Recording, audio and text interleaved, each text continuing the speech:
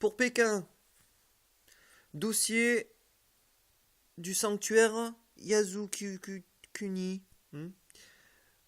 Sujet très délicat hein, pour l'extrême-orient asiatique. Vous avez été les premiers, le triangle Chine, Corée et Japon, à faire valoir le droit sur la mer juste après mon courrier du 21/12/2012, où je parlais tout simplement de colonisation des océans. Donc en gros, qu'est-ce que ça veut dire? C'est-à-dire que les 2000 côtes marins entre la Chine, le Japon et la Corée, il va falloir effectivement trouver un terrain d'entente, si je puis me permettre le jeu de mots.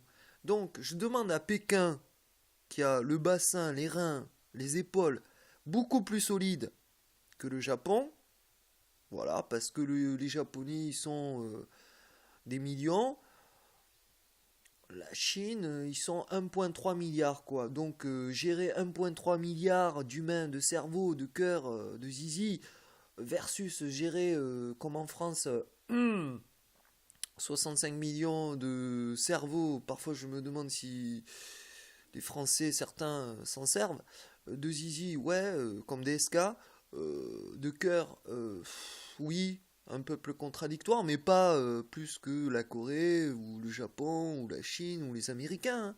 Alors je suis en train de trouver un point commun à toute nation, ce devoir de travail de mémoire, interne, externe, tangente, et ce qui se passe avec ce fameux temple, hein, c'est que les Japonais, en période de nationalisation, un petit peu comme en France, l'extrême droite pousse, donc il est établi que si on veut aseptiser le passé, je parle bien d'aseptisation, parce qu'une blessure ne guérit jamais.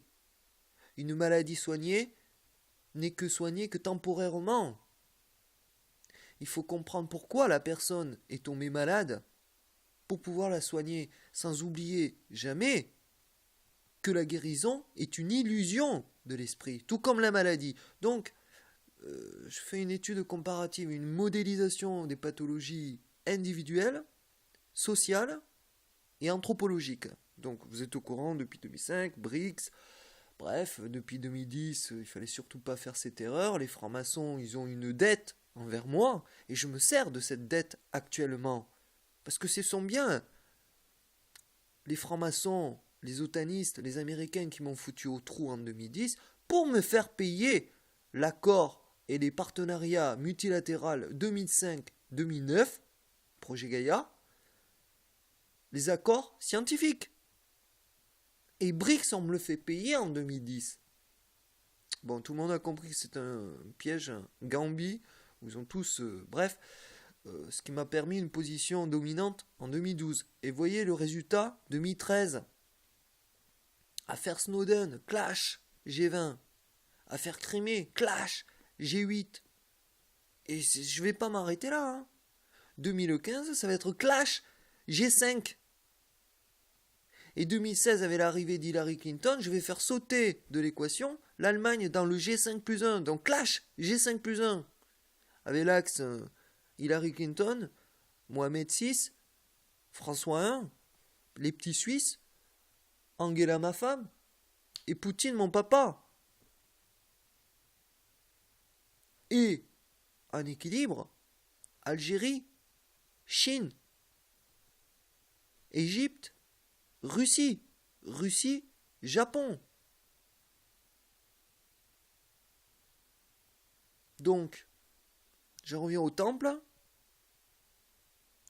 Le Japon, actuellement au niveau géostratégie, géopolitique, a besoin, humblement,